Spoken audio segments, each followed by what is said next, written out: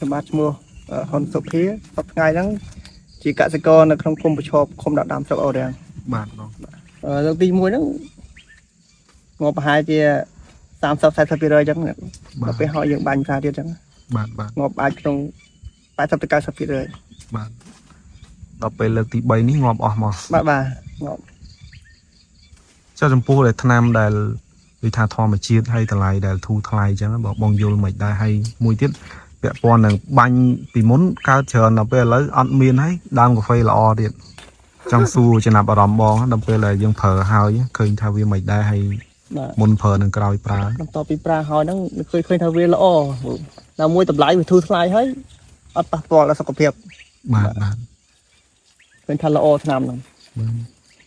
បាញ់តែ3ដង បាទ ឡើងស្អាតមកពីមុនឡើងពេញអញ្ចឹងអរគុណច្រើនបង បាទអរគុណច្រើន បាទ